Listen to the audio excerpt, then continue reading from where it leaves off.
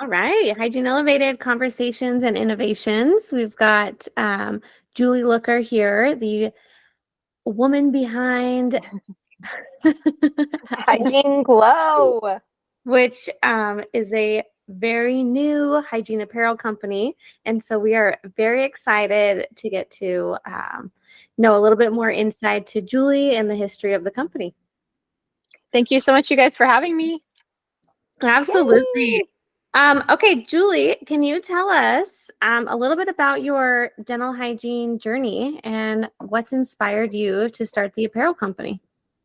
Sure. So my journey kind of started in high school. I had a real passion for dentistry. I realized I had a passion for dentistry after many years of orthodontic work, and here I am back in orthodontics again. But I was getting my 6-month cleaning with my hygienist, and she was like, well, you've been with us for a long time. Like, why don't you come shadow us and see if you like hygiene? And since you've had so much orthodontic work, and I'm like, yeah, you're right.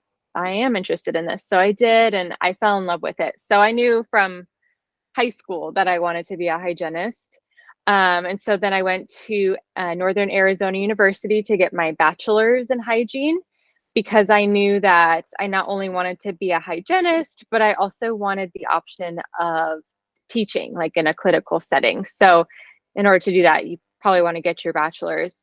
So I did that. I graduated in 18, and then I worked as a temp for a year until I found my first full-time job that I worked for a few years.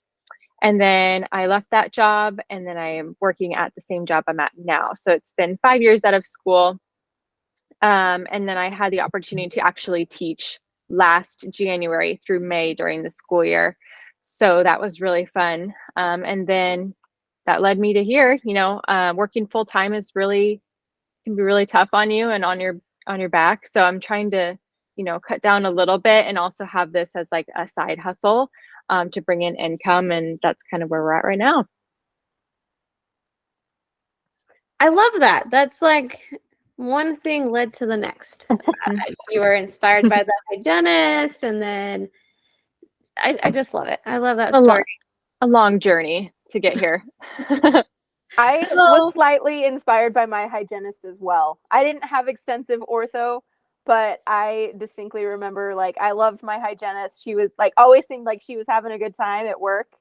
But I, for whatever reason, remember like one of the marking moments. I remember a commercial for extra gum that like claimed it didn't stick to your bridge work. And I was like, what is that? Like, what is it even talking about? I just like, for whatever reason, that piqued my curiosity in dentistry. I never inquired about that to my hygienist because I was like, I don't think I have any bridge work in my mouth, so I'm not concerned about it, but good to know. So I just remember my hygienist as a kid was like the prettiest blonde, like beautiful blonde Barbie. And her name was Crystal. And she had these gorgeous blue eyes and like the longest eyelashes. And I'm like, I want to be like her. And then, yeah, she's like, total role model. So I think just all that coming together, I'm like, ugh, you're just great. Well, Julie, let me ask you, how do you envision this dental hygiene merch impacting like the lives of other dental providers or their patients? Like, what are your goals or visions for this?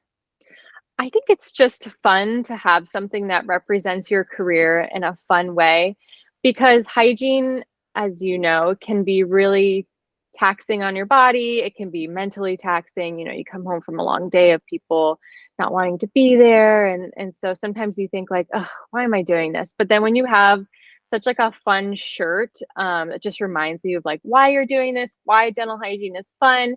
It just makes a difference. And I like to think that I could wear it at work, start like a conversation with some patients. They say, hey, what's on your shirt? And then you can talk about, why this is a funny like dental joke. Or like even just wearing it out on the street, someone could comment on your shirt if they don't understand it, or hey, that reminds me, like I need to go to the dentist, and you could strike up a conversation with them and talk about it. And potentially bring somebody into the practice. You never know. So I think it could be like an educational thing for people, as well as just something fun and something lighthearted. Speaking of fun and lighthearted, I love your newest Barbie one. Oh, The one thank that says you. hygiene. I was like, that's a great one. I Thank always like, you. if I'm trying to create something, I'm like too literal sometimes. I'm like, okay, what in dentistry starts with B? And all I could think was brush. And I was like, that Yeah. looks dumb. So your Brushy. Yeah. hygiene one is great. I loved it. I thought it was really fun. Oh, thank you. Thank you. I showed it to our assistant who is going to, she's in the process of getting her prereqs for hygiene school. Mhm. And she's super into Barbie right now. And so she was like, oh, I'm buying that. So Oh, I'm sure that's she has awesome. purchased. Oh, thank you. That's so You're welcome. awesome. Yeah, I know. I was thinking the first shirt that I did was like dental hygienist, and it was super long. Yeah. And I had actually like taken away so I did like the Barbie profile, and I had taken like the ponytail off, because a lot of hygienists don't wear a ponytail, they just have a bun. And so I took that off and I put the bun on, and I'm like, I don't know if like people are gonna get this. Here's like the first one. Oh, that's fun. So it was like the first kind that I did, but it didn't actually sell. So when I took the bun off and did just the ponytail, then I started getting a bunch of sales. So I think people weren't recognizing it as like hygienist Barbie. Barbie. Oh, okay. Yeah. And then once I changed the font to just hygienist, like I think more people got it. So yeah, that was fun though. But thank you. That's awesome. I'm Yeah. glad to hear some positive reviews. Love it. Yeah. I've been eyeing the Barbie stuff. I'm wearing your Smokey the Flossie the Bear. Only you can prevent gingivitis or gum disease on the back. When Amanda and I went to the convention out in Tennessee and we were flying back, this happened to be the shirt I was wearing in the airport. And because other people in the airport were leaving the convention, I had A people lot. me like, where did you get that? And I'm like, oh, let me tell you where I got it. I'm like, free wow. advertisement. Thanks, Joffrey. Yes. That's awesome. Let's see. So, Julie, what are some of the like unique or creative designs that you've incorporated other than the Barbie and the Flossie the Bear that I've got on? Well, it seems to be a fan favorite is the Feeling Loopy shirt and wine tumbler. And so for those of you who don't know what it is, it looks like this. Oh, how cute. And it started on like a wine tumbler, and I was like, what could be funny on like a wine glass? Like I have one wine glass that says scale all day, then rosé. And I was like, that's funny. So then I'm like, oh, loopy. Oh, hygienist loopy. So then I put this on the glass or the tumbler, and people seem to like it. So I put it on a shirt, and then people seem to like that. So that's my best selling one. I think it's just like silly and punny, and it appeals to hygienists and dentists. So it's probably why. I also made like this one. It's kind of a silly, well, turn it around. Oh, much better. Much better visual. Yeah. So it says Big Arches Dental Fan Club. So obviously it's like a play off of the arches in Utah, but it's supposed to be like a subtle, silly dental thing. So it's not like that straight one up in your face. So subtle. So subtle. Like I think you were describing it and I was like, oh, arches. I thought you were just kind of doing like national park themes or something. And then I was like, okay, I guess. And then arches. Yeah, I don't know. It might be a little far-fetched, maybe. I don't know. But it still gets people I think it's clever. Like, why does it say dental fan club? And you'd be like, like big arches, and people are like, okay, okay, yeah, we get it. No, I'm your Utah fan base. I knew exactly what this was. Like, I'm thinking maybe I should just move to Utah because I've got the Flossie Bear, I've got the arches, like I've got all these nature things. Like maybe I'm just belonging in Utah. I want to point out, Smokey the Bear is New Mexico. He is a little bear cub that survived New Mexico, which I'm from New Mexico. So you're actually representing both of us very well in t-shirt. Oh, well, I need to make an Arizona one then. There you go. There you go. Some of the other ones I did, like I just like punny shirts. So one is like Born to Debride, and it has like a little skull with wings, like Born to Ride, like the motorcycle. Yeah. Yeah, I just think of like funny keywords thing. I'm like, how can I make this dental related? Like, what's a silly joke, and then turn it into a shirt. So most of them are funny, but I like funny stuff, so I'm probably gonna keep doing it that way. I just like, like kitschy things. Well, I think that goes to like the lighthearted nature of the business. I mean, Yeah, I totally. don't want to say there's like too much technical stuff out there, but I think those like funny puns or like ways to incorporate like Barbie pop culture into something that can be perceived as very boring or technical is a really fun lighthearted way to like reach especially Gen Z, right? Like Yep. our little assistant who's like Barbie, like, Yeah, but yeah, no, she's very excited about it. So that's awesome. I think it's fun. Definitely.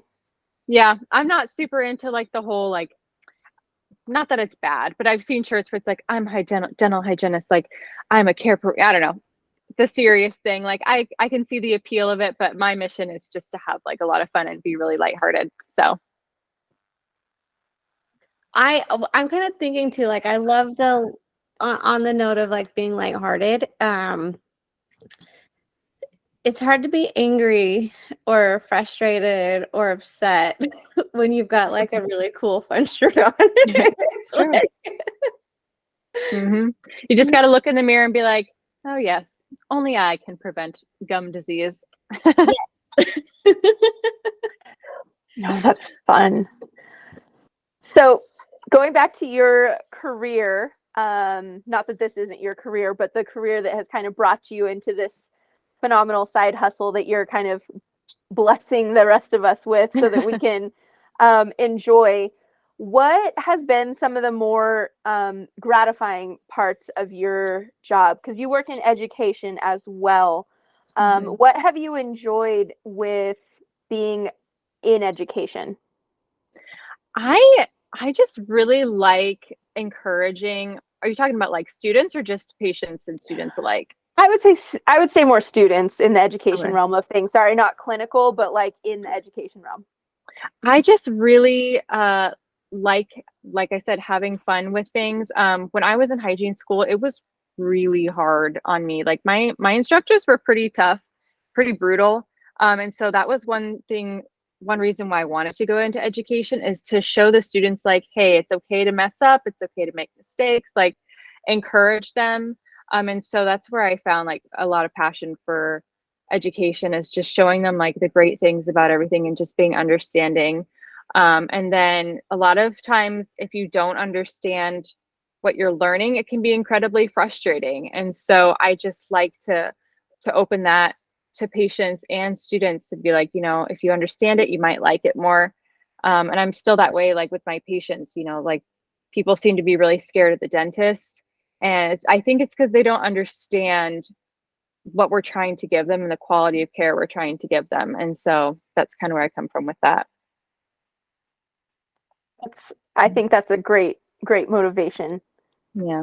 For that, because I definitely had some fairly old school tough hygienists, which it's great. It definitely helps prepare me, but it would have been nice to, I don't know, have somebody that could like speak directly to you, not down to you, but to you where you're at. So Yeah. I think that's awesome. Yeah. Just being mindful of like, they're going through a really hard time, and like you might understand it. You've gone through the process, but you need to have compassion for these students because this is the first time they're learning these things. And it's incredibly frustrating, and they just need encouragement. So I really tried to focus on that when I was instructing, is just being encouraging, because I want them to love their job. I don't want them to go into the hygiene field thinking, ugh, like this is so hard. Like everything has to be so perfect and I have to be perfect and all these things. It's just like, no, give yourself some grace. You're a human, you're a professional, but give yourself some grace. So I think that helped a lot of the students gain their confidence when they were graduating, is like, I can do this, instead of getting beaten down. Yeah. I had a conversation today at my office. We have a brand new doctor. He just graduated this year. and I have not asked him how old he is, but I can't imagine he's past 30. And he's super great. I love him so much, but he was just saying how he's really starting to feel the fatigue when he goes home of just like having to be on all the time, of like having high energy, and like you have to be on with every patient. And I'm like, something, this is kind of a side note off of Hygiene Glow, but just a side note conversation that we had. I told him, like, you don't have to be on and be this high energy person for every patient. Not every patient wants your high energy.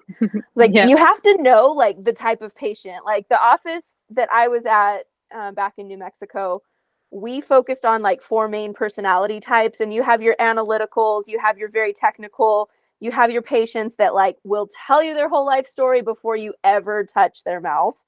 And then you have patients that just like want to sit back and think about things for a little bit. I was like, those patients all do not want the same thing from you. Like, some of them don't care about your family for half a second, you know, just like they don't care about that side of it. I was like, they just want to know that you're qualified to be in their mouth. Like, they don't need you to be happy and peppy. They just want to feel confident. I was like, and so much of it, like, you don't have to give more than the patient wants from you. And just that level of burnout. And so he was like, I've never heard that. Thank you. I was like, did I just get to a doctor? Read the room. Yes, you did. I think I actually said, read the room. Like, just know your patients. Like, not everybody needs you to be high energy, and that's too draining for you. So anyway, it was a good conversation, and I think he loves me. So, in a platonic way. He's like, thank you so much for telling me that. I don't have to be so perfect all the time. It's a hard job for an extrovert too, especially because people are expecting you, you know, most people are expecting you to just chat their ear off. And sometimes you're just so tired and you're just like, okay, and open. So yeah, I get that. Yeah. So anyway, back to our conversation. Back to the questions. Yeah. So how did you set up your business? Because you're online. Have you ever done like a pop-up store or anything like that? Or are you pretty much exclusively online? So everything is online. It's all e-commerce, drop shipping. I actually attempted to do an online t-shirt business last year around August or something. And I didn't really have like a niche. I just thought, well, I'll make a bunch of funny, clever t-shirts. And so because Halloween was rolling around, I thought, well, it'd be a good idea to do Halloween shirts because that's what people are going to be searching in the next couple of months. So I made like a ton of different Halloween shirts. I spent like way too much time on this. I set up my Shopify store. I didn't want to do Etsy because there's a lot of competition on Etsy, and your product could get lost in the mix. So I thought, I'll do Shopify. I'll do my own shirts. And I wasn't really selling anything because I didn't have like a niche boiled down. And I also had like an Instagram for the shirts, but I didn't know who to follow because it's like, how do you follow people for just like Halloween shirts? So I ended up closing that shop after a month, and kind of like gave up on the idea for a little while until this February or March of this year. I was like, you know what? No, I want to try this again because I really enjoyed making the shirts. I just needed to focus in on an audience. And so I thought, well, whatever better niche to do than dental hygiene, because I am very well versed in hygiene.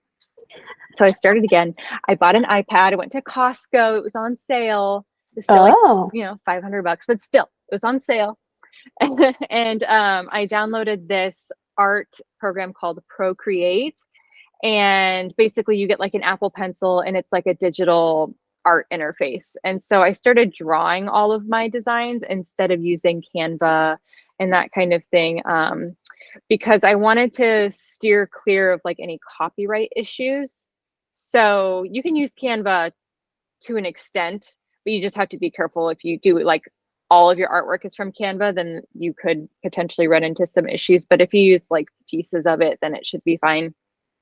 But anyway, I started drawing all my own things. Then I knew who to follow because now I had a niche. So I followed people who followed like RDH magazine. So I knew that I was following hygienists, and that kind of thing. So it was a lot easier to get an audience with with a smaller niche. And so now I have, I think, like 1,600 followers.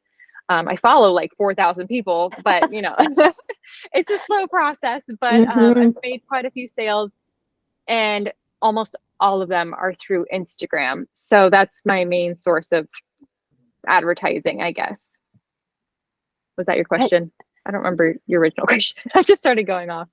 I don't either, but it was all good information. Yeah. Okay. I had tried, well, I'm still in the process of trying to do a sticker shop, but I'm not doing it through Instagram. I was trying to do it through Etsy, and yes, definitely there's so much, which is cool. Like, it's amazing that there's so many options, but it's just like, oh my gosh, this is so much.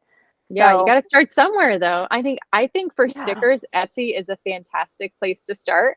And you just need to advertise the heck out of your Etsy on Instagram, and Lord knows there's plenty of hygienists that love stickers.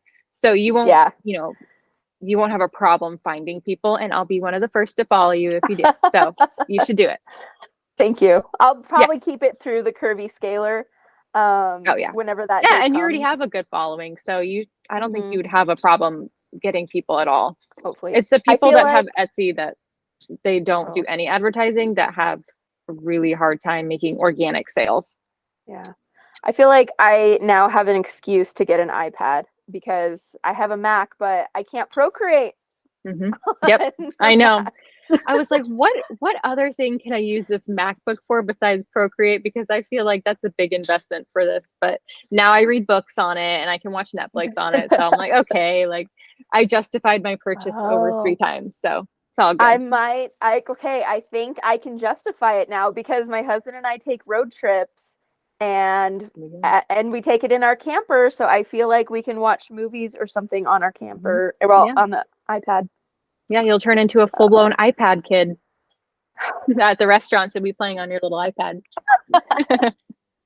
We try not to be those people because sometimes you look around and you're like, ugh, what's their life like? They're just on their iPhones, like doing whatever, you know. Yeah, I'll say drawing on the Procreate is pretty addictive. So you might find yourself like in public drawing. So you just never know. Do you feel like you are naturally a creative person? Like you like to doodle? Because I don't feel that way, but I want to create, but I don't feel like I'm very good in the artistry side of things. I would say that I am pretty creative. I was definitely like in my peak creativity in high school because I was doing art classes and stuff like that, and getting like training in painting and drawing and stuff. I kind of fell off in college because of school. And so that was another thing, is like I was kind of itching for creativity. And so me getting back into it, it takes me a long time to create something so simple like this, you know, when it that is not simple. That is so not simple. I feel like it's pretty simple, but it takes me a long time to do it. And so I'm like, I think I just need some practice, but I would say that naturally I'm pretty creative. I definitely need like inspiration. A lot of times, like I'll have to ask friends, be like, what's a funny, like, what do you think I should put on a shirt, you know, and then feed off of that. But for the most part, yeah, I'd say I'm like more, my whole family is a family of artists. So I'm hoping that their genes are going to come through me. So that's the trick. That is the trick. Have a family of artists and buy an iPad. Exactly. The iPad. Yep. Well, Julie, you mentioned you're using like a drop ship program right now. What kind of process did you have to pick the right vendors, sellers, distributors, kind of a thing? Like, how did you know which one to go with?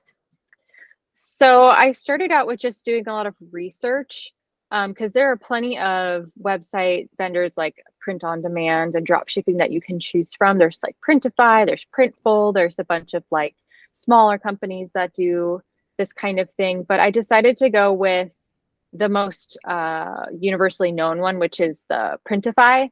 And I found that through YouTube. So I watched this girl, oh gosh, what's her name? She has really great YouTube videos about drop shipping. If I can remember it later, I'll mention her. But anyway, she mentioned Printify. They have so many things that you can print on. They've got cups, shirts, doormats, like seat covers, magnets, like hats, everything. They have everything. And so a vendor can go through Printify and do your shirt. So I'm going through this company that's based in America, and I chose them because they had really good reviews. And so then I ordered some samples from them just to make sure that the print quality was what I was looking for. And it was great. So I'm choosing them, but everything is done through the Printify website and then a vendor within the Printify website. So yeah, there's a million options, but I think Printify is a really great place to start. Even with like the stickers, Amanda, if you don't have like your own Cricut machine, or you don't want to go through like a sticker app or something like that, you could start with a drop shipping print on demand where they print everything for you and ship it out for you. It is like a higher cost to do that, and your profit margin is lower, but to get you started, it could be a really good option. So, okay. Yeah. How long would you say it took you to like really from beginning to end, like the idea conceived the second time around for you, of course, but to the point where you're like, yes, I'm satisfied with this product, to put it out there and feel good about my name being attached to it? Honestly, it was a leap of faith. It was like within a matter of a month, and like getting my very first sale, I was like, oh gosh, like, I hope this is good. Like, cause a lot of the times you don't see all your products because it is drop shipping. You have a lot of faith putting it into your Printify, making sure the design is perfect.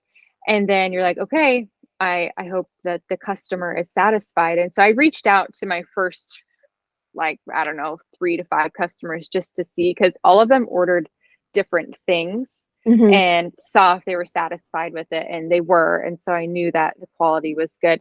And I had ordered myself a sample and I liked the quality. So yeah, you just have to be careful, like double checking your design, making sure there's no flaws on it, because once that's shipped out, it's shipped out, you know.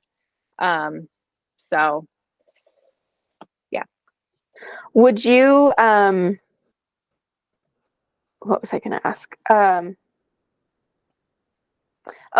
Once I know you don't have your hands on product because you're using that drop ship, so you don't actually do it. I know I've ordered things from like online through Instagram, but it's a small business and they do have hands on, and they'll put like a handwritten note in there when you get your product. You're like, thank you, and it'll say like, thank you so much for supporting our small business. A little, like, it's handwritten. It's not one of those printed to look handwritten. Those are amazing. Do you do any sort of like follow-up email, or like do you have your vendor do like a little insert into the package by any chance, as a thank you or welcome to my brand kind of a thing? I would love to do that. Right now, the vendor, I don't think they do that. They just send it like in a package, which is pretty impersonal. And I don't love that. Like, I do wish that I could send a note. I think they just started having an option through Printify to add like a personal note, which is great. So I'm going to look into that, because it does make a difference. Like when you can see like, thank you so much for supporting me. I did follow up with a couple of people. A lot of people will message me on Instagram and tell me, hey, I just ordered a shirt. And I'm like, okay, great. And then I'll follow up with them and ask them how they like it. But yeah, I would like to add a little bit more of that personal touch to it, because it does make a difference. But right now they don't do that, just because it's like, you know, through a company.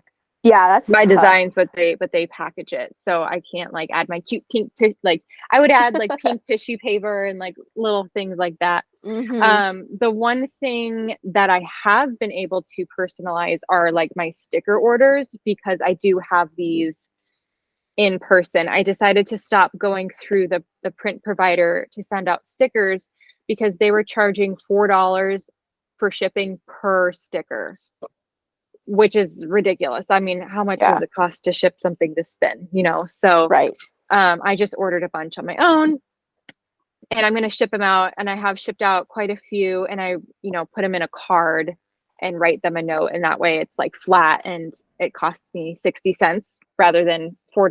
$4. Yeah. Yeah. So that's been fun. I like doing that. But yeah, if I had all the shirts and inventory at my house, that would be pretty tough, but it does add that personal touch. I just want my company to be a little bit more hands off because that's how it fits into my life. You know, I don't have time all the time right now to package it, but hopefully actually in the future, if this did become a big enough thing, I would like to have inventory and do that, and do my own printing, because you're going to save on printing costs too, and you're going to save on shipping and all that stuff. So maybe someday, but yeah, I got to look into that personalized note. Thanks for reminding me on that. I know, just the people that I've bought from that have those notes, like it just stands out more in your mind. You're like, oh, this is a real person, not just you know, an e-commerce drop ship shop kind of a thing. Yeah, totally. So, but it's also nice whenever you follow somebody on Instagram and you see, oh, this is a real person, you know, not just some conglomerate that made a cool design that I like. So yeah. And I pretty much respond to anyone that messages me on Instagram, because it's just me. I say we, like, Hygiene Glow, like, we want to show you, but it's just me. So if you reach out to me, I'll respond. I'm pretty easy to get a hold of. Okay, so Julie, you just put out the new Barbie stuff, totally on point with current events. What else do you have kind of set up in the pipeline, though? What's next? Well, I am looking into the Halloween collection now. I was just gonna say, it's her time of year. Back to my roots. Yeah, so I'm working on that. And then I'm also working on some digital downloads. So we're looking to do like resume downloads, like templates, I guess I should say. We're trying to do some like note templates. So like you can bring it to the doctor and be like, this crown is this, how old, you know, when was it placed, what's the complaint, and just like be able to hand them a slip. Some offices like that. And then I'm also looking into doing like more pajamas and like blankets and like more fun stuff like that. Like I'm obviously going to do more t-shirts, but I want to add as much stuff to my website as possible, because you just never know who wants whatever. But I know last time we talked, Amanda, you were super interested in the pajamas. So I'm still working on that idea. I think it would be super fun. So yeah, but Halloween is the next thing on the roster. So that should be dropping on August 15th, which is 5 days away. So I got to get cracking. Yeah, I've got like 2 or 3 shirts, but I'm probably going to try to do like 8. So I got to start working on that. Probably after we finish this, I'll start drawing, but I already have one. I have one up on the website now. Nice. I'm gonna check that one out. Yeah, it's a little ghost holding a toothbrush. He's cute. Halloween has to be such a different experience in Arizona, where it's still like 100 degrees outside. Yeah. Yeah, it's not like you see in the movies, you know, there's no crisp air. It's just hot. And everyone ends up like ditching their costume because it's all made of like polyester and like the hot, like sticky fabric. So you're just like, we'll just go out in shorts, and that's fine. Okay, Halloween in Utah, it's like your mom tells you, put a jacket on and cover up your costume, and the kids are all throwing tantrums because they don't want to cover the costume up, but it's too cold. Yeah, typically. So when I moved to Utah, it baffled me. People probably spend just as much, if not more, money to decorate for Halloween than they do for Christmas. Like, I have never seen so many 20-foot skeletons in my life, or like front yard graveyards. There is like an obsession. Baffled. Yeah, it's a cult following. Yeah, I have noticed that. And even in like the most recent years, like there is a cult following for Halloween with like Gen Z, and now like millennial is definitely getting on the train, but there's like an obsession with fall. So I'm like, hopefully these Halloween merch will sell really well, because everyone just loves Halloween. I don't know, pumpkin spice latte. But the fall crowd and the Halloween crowd are not the same, because I am the cult fall follower, but like I don't get into Halloween. Like, yeah, Like I don't spooky. love it. Yeah, I'm not into that whole thing. But I'm not putting like dead things in my front yard unless it's a pumpkin that is now off the vine. So obviously it is dying, but it's just not my jam. Yeah. Yeah, I get that. I think, yeah, that's a good point. I should probably do like a fall line and a Halloween line for the Definitely. There you yeah, go. yeah, to appeal to everybody because like Yes. Amanda, not everyone wants a ghost on their t-shirt, I guess. That's So not necessarily. I'm not saying I wouldn't wear one, but I probably wouldn't buy one. yeah, that's fair. That's totally fair. So, but if you put a cute pumpkin on there, you got my attention. Mm. So, Maybe I'll make some cute pumpkin pajamas then. Pumpkin yeah. tooth pajamas. Oh, yes. Well, hmm. Yeah. Okay, Julie, what advice would you give to other dental hygienists seeking to do this like entrepreneur route like you have? Like what kind of insight would you share? I would say do a lot of research before you jump into just, opening a website because there is a lot that goes into it that I thought I had researched. I mean, I'd researched hours, watched so many videos on how to open your Shopify and all this stuff. And by the time I got to it, I was like, holy crap, there's so much more that I still need to learn. And so I spent even more time on YouTube. But yeah, doing your research is going to make it so much easier and it'll help you prevent you from getting really overwhelmed with it because there were times where I almost wanted to give up, but I'm like, no, like I've looked into this enough. I think I know where to keep going from here. But I could easily see how someone would just give up super easily. So a lot of research, a lot of YouTube. Don't be afraid to ask your friends for some help if you need ideas, that kind of thing. But it's not really something that you can just so easily jump into. Etsy's a little different. I think it's a little easier because you don't have to set up your shop on a website and like buy a domain and buy like the rights to your name and then get like not like an LLC, but just like a business name, that kind of thing, LLC. So you don't have to really do that for Etsy. So it's a little easier to do that. But if you are doing your own website, then yeah, it's gonna take some time and probably have a little patience with yourself because you're not gonna do it overnight. Even though all the guys on YouTube say you can open your Shopify in 24 hours. And I'm like, yeah, you can do that. You can absolutely open a shop in 24 hours, but is it going to be running and is it going to look good? Is it going to Probably make not. you money? Is it going to make you money? Probably not. Yeah. So I follow this guy who does print on demand training on Facebook, and that's how I get a lot of my information too. But a lot of people will post their websites and like, hey, can you rate my website to the feed? And I'm like, like how are these people getting sales? Because it looks so undone and so unprofessional. And I can tell who did the research and who didn't. And I hope nobody looks at my website and thinks that. But yeah, there's a couple of people on there. I'm like, you'd benefit from doing a little bit more research. Well, I've been on your so website. much. It looks very clean. Thank you. I tried. I try. You did it. You didn't try. You did it. Yeah, because you have to be aware of like pricing too, like how much people are willing to spend, and then you have to incorporate the cost of shipping into that price.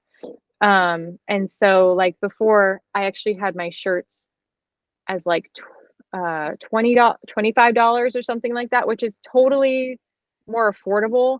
However, the shipping on each shirt was so expensive. It was like $6 a shirt or $7. So every time, let's say they wanted, 2 shirts, that's 50 plus now $14.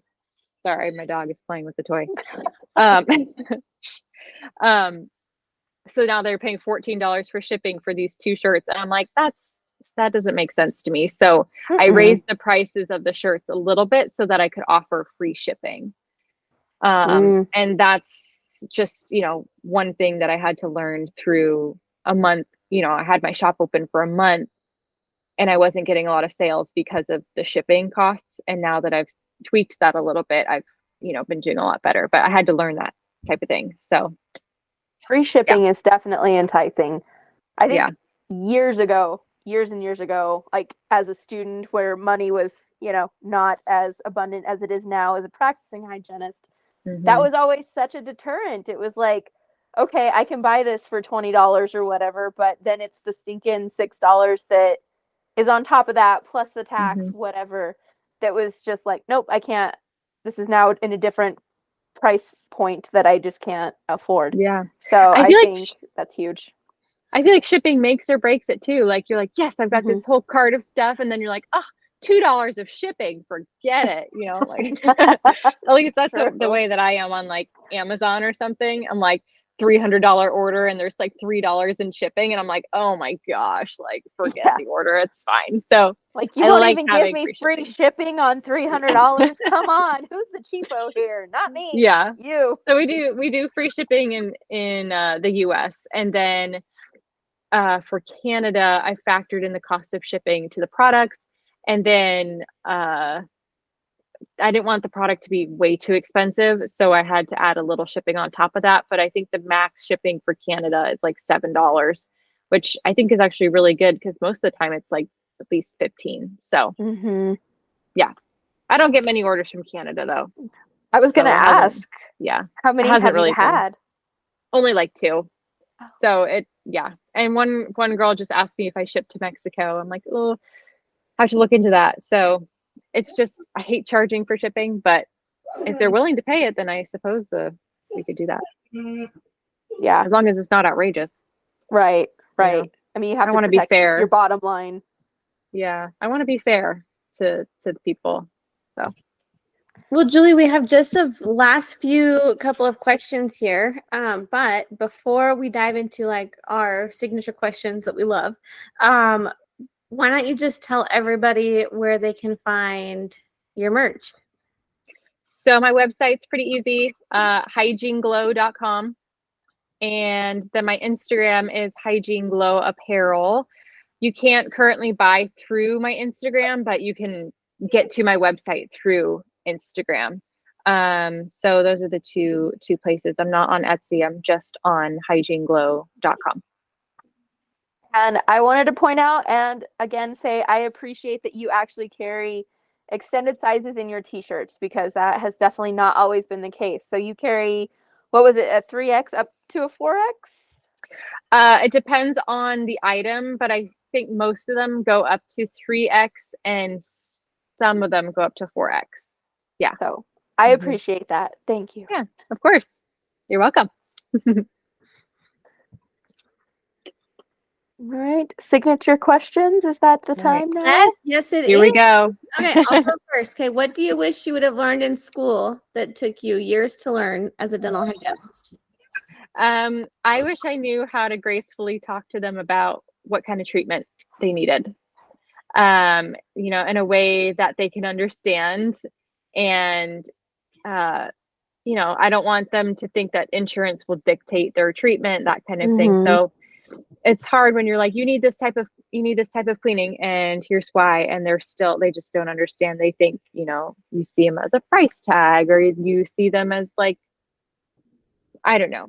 There's just a way to talk to people and tell people and encourage them what they need so that they'll actually do their treatment. And when I first got out of school, I just didn't understand why they didn't understand. And so using like, more personal terminology rather than you need scaling and root planing, you could say you need a type of gum therapy and then go from there and explain it further. And then you can tell them the formal name for this is scaling and root planing but talking to them on their level was something that I had to work on to really build that interpersonal relationship.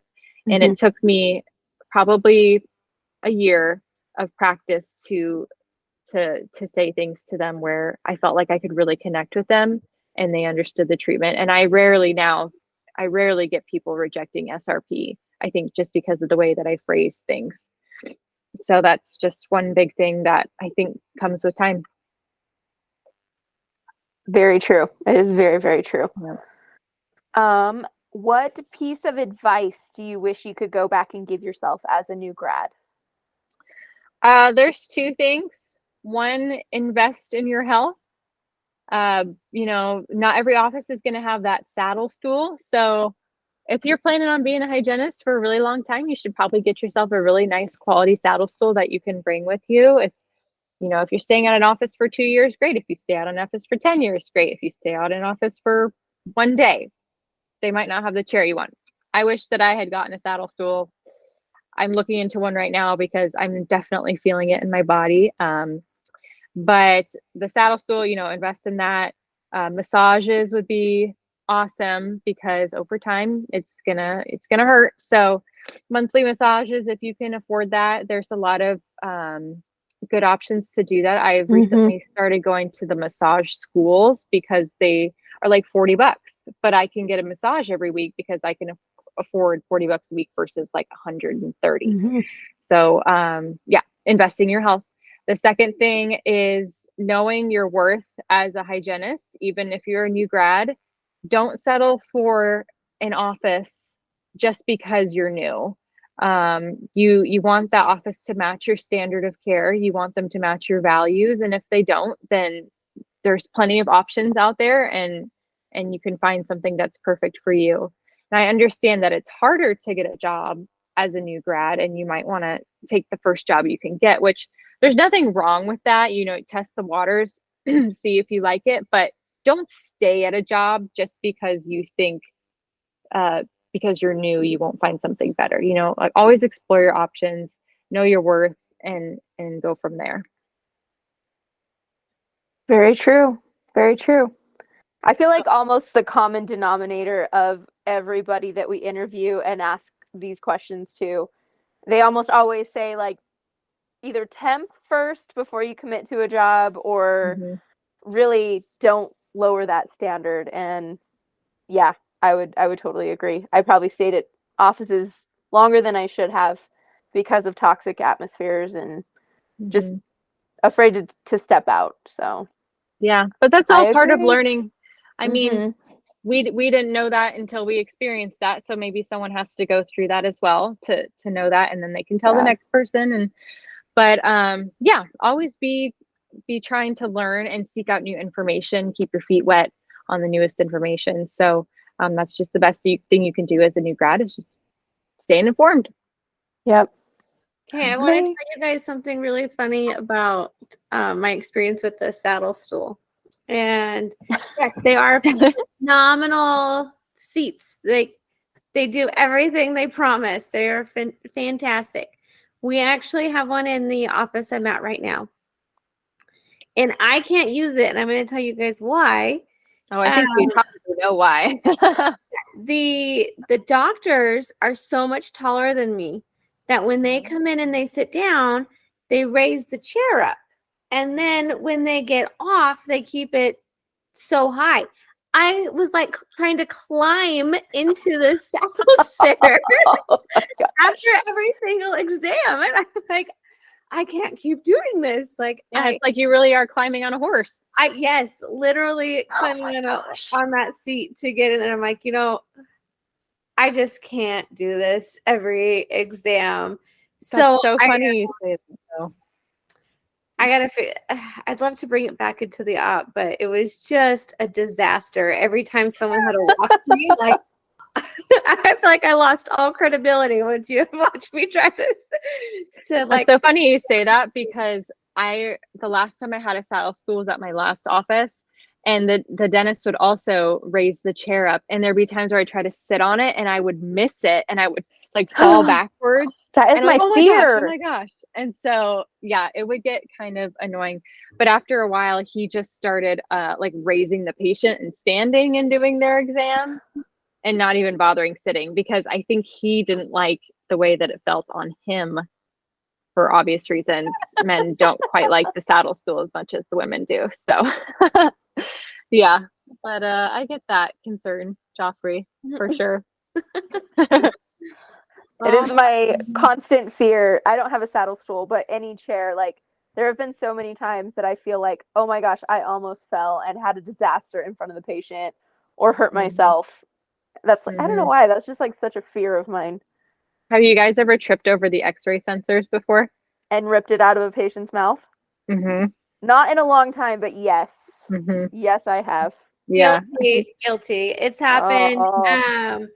I once had like a 10-year-old or something like the little tiny kid in the seat, and I had stood up to go check something on the computer, and I just turned back around, and that little kid pushed my chair out, and I fell right on my butt on the floor Oh because my I gosh. wasn't even looking for the seat. It was Little just turd.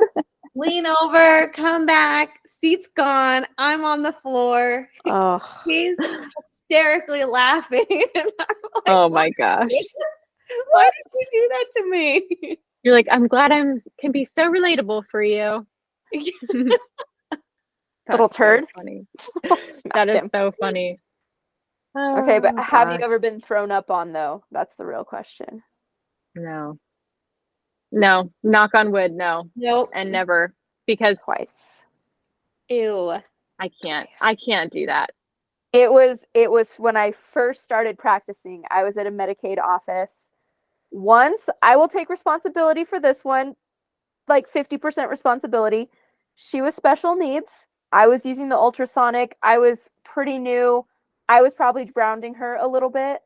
So Mhm. she survived. She took precautions and survived.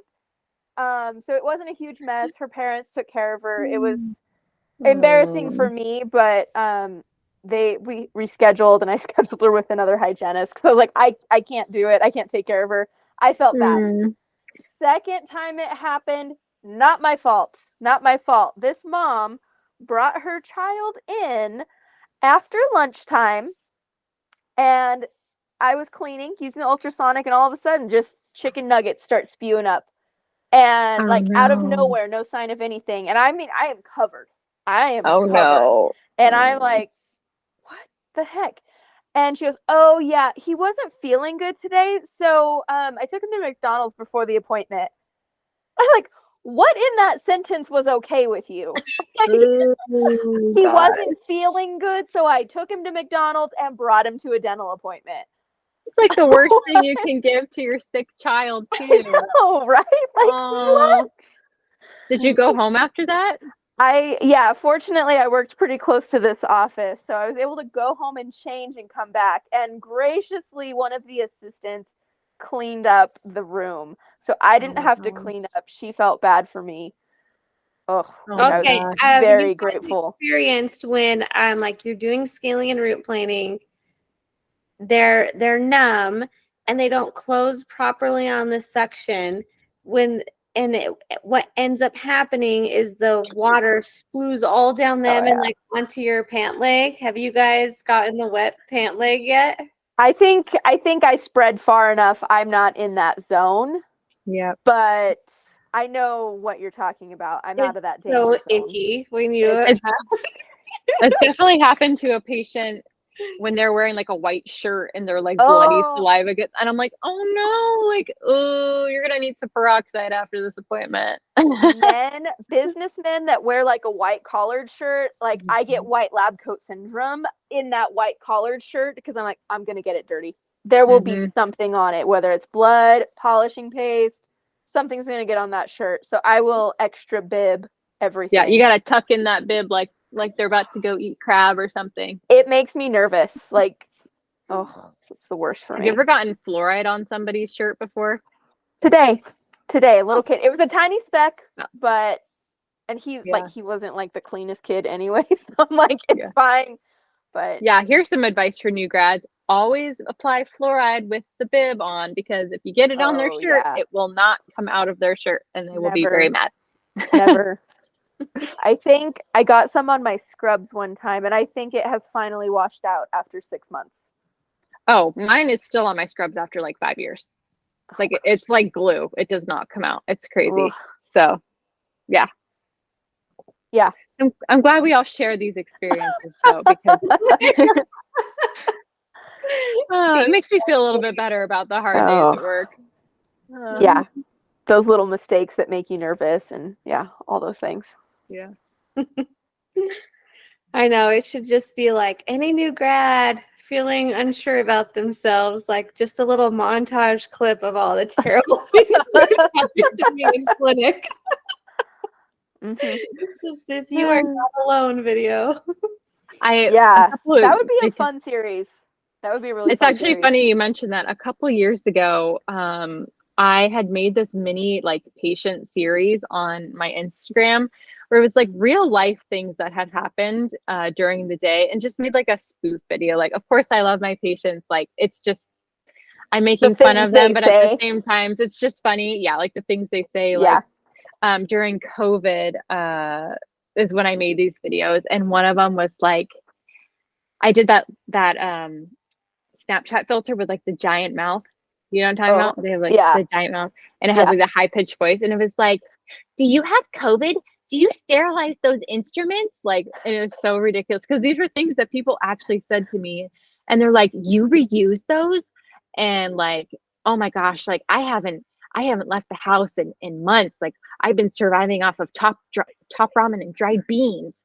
And I'm just like, oh my gosh, like, these are the actual conversations that I was having with people during COVID. Maybe I'll post them on my Hygiene Glow Instagram just for fun. I just don't want to offend I don't want to offend anybody. I don't think they're really offensive. Those would be really funny. cute little stories or reels to have in the mix. Yeah. Yeah. Do you follow like Jerry RDH or RDH Humor at all? I think so. Yeah. Yeah. Like some of his stuff, like I think if you didn't have a sense of humor, you would be offended by it. But I think he's hilarious. Like, yeah, he is one of my favorite Instagrammers. But yeah. I think one of my videos too is like me gargling like I need suction. I'm like it's like the most like you can swallow. It's okay. Like it's just yours. Saliva. And they're like, it's yours.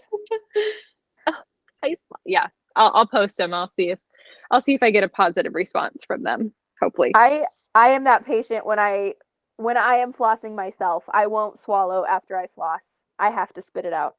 I get that. I do get that. Me out. Yeah. Yeah. Julie, thank you. It was a fun You're conversation. Welcome. Yes. Yeah. Thank you, Julie.